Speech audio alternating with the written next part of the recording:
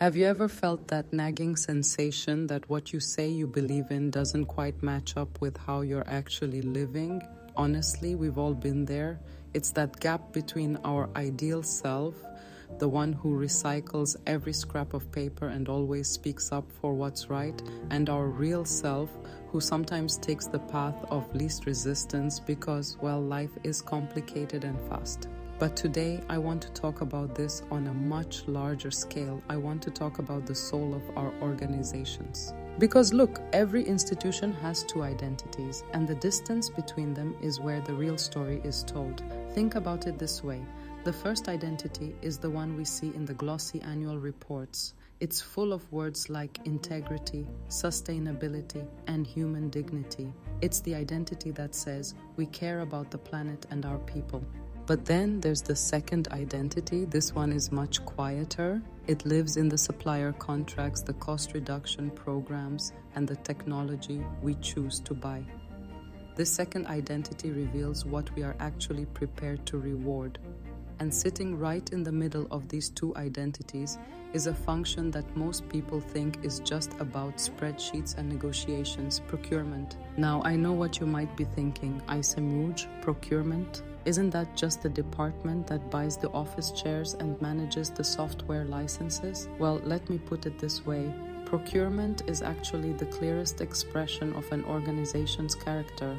It governs the distance between what a company claims to value and what it is actually willing to fund. It's where the rubber meets the road. If you want to know what an organization truly stands for, don't look at their mission statement on the wall. Look at their bank statements. Look at who they are giving economic permission to exist. We often talk about reputation, right? We spend millions protecting our brand equity and monitoring public sentiment. But here's the thing I want you to consider. Reputation is not the same as legitimacy. Reputation asks, what do people think about us? It's about perception. It's about communication. But legitimacy asks a much harder question. Have we earned the authority and trust we expect others to give us? Reputation can be managed with a clever PR campaign, but legitimacy can only be earned through conduct. I've seen this happen so many times. An organization presents itself as a champion of the environment while rewarding suppliers whose low prices are only possible because of ecological damage. Or they talk about transparency while using AI systems that are essentially black boxes. No one knows how they make decisions. In those moments, the organization might still look reputable on the outside, but its legitimacy is starting to fracture. And that fracture doesn't start when a scandal hits the news. It starts much earlier. It starts when the contradiction becomes operationally normal. I want to challenge you to think about procurement as the allocation of economic permission. Every time your organization signs a contract, you are casting a vote. You are saying, this way of doing business is okay. You are rewarding a specific relationship with labor, a specific approach to the environment, and a specific standard of honesty. When a huge company demands traceability from its suppliers, the whole market shifts because those suppliers want that business. But the reverse is also true. If we tolerate opaque systems or poor working conditions for the sake of a better margin, we are making those practices profitable. Here is a hard truth that I have learned in my years of coaching and mentoring. Values only become real when they become expensive. It's easy to support integrity when it doesn't cost you anything. It's easy to talk about human dignity until a more responsible labor practice increases your costs or delays your delivery. The true authority of a principle is revealed only when applying it creates a commercial inconvenience. If a principle never changes a decision you make, then it's not really a principle, is it? It's just language. It's just decoration.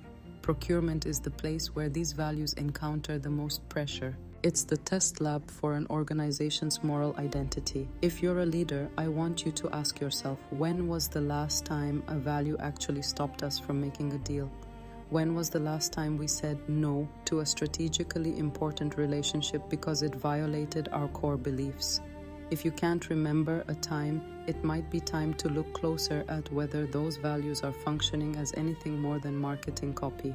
One of the biggest dangers we face today is what I call the ethical risk of distance. Our modern way of working has created so much space between the person making a decision and the person affected by it. We outsource work, we use multiple tiers of suppliers, and we delegate data processing to external platforms.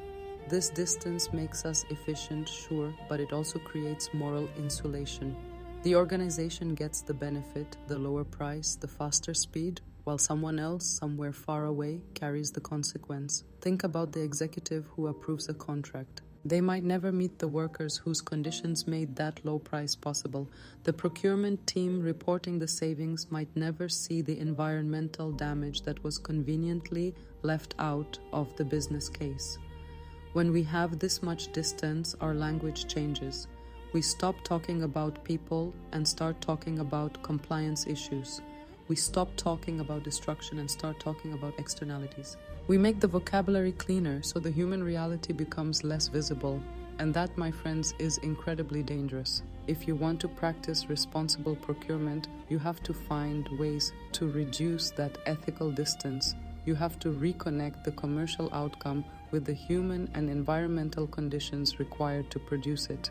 Instead of just asking, what are we receiving? You need to start asking, what had to become true for us to receive it at this price and this speed? It's about looking behind the curtain and taking responsibility for what you find there, even if it's uncomfortable, actually especially if it's uncomfortable. Now, let's talk about something very current, artificial intelligence. When we procure AI, we aren't just buying software, we are purchasing a new structure of authority.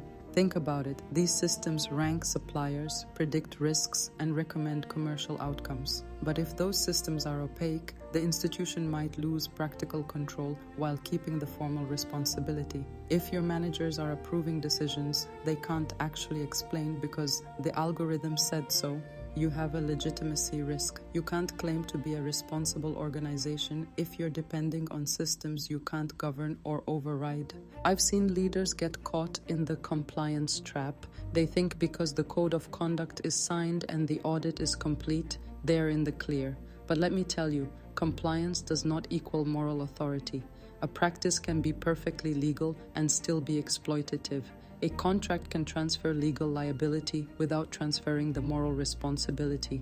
The deeper question isn't whether you can defend a decision technically in a court of law. It's whether you can defend it institutionally to your employees, your customers, and your own conscience. Try this. Imagine you had to disclose a supplier's complete operating model to the public. Would you be embarrassed? If the answer is yes, then that decision is already creating a legitimacy gap. This gap usually doesn't appear overnight. It's not one big dramatic mistake. It's a series of small exceptions. We set a concern aside because a deadline is urgent. We relax a standard because a supplier is strategically important. Over time, these exceptions become the architecture of how we work. We start to see the misalignment as just the cost of doing business. That's when we've truly lost our way. And don't think for a second that your employees don't notice. Internal perception is just as important as external reputation. Your team sees which suppliers you protect. They see if ethical concerns actually influence the final outcome or if they are just ignored. When employees see a gap between what you say and what you do, cynicism grows. They stop reporting concerns. They stop identifying with the company's purpose. You don't just lose their trust, you lose access to the very information you need to manage risk. A culture of silence is a breeding ground for disaster. So how do we fix this? How do we become guardians of institutional coherence? It starts with making the trade-offs visible.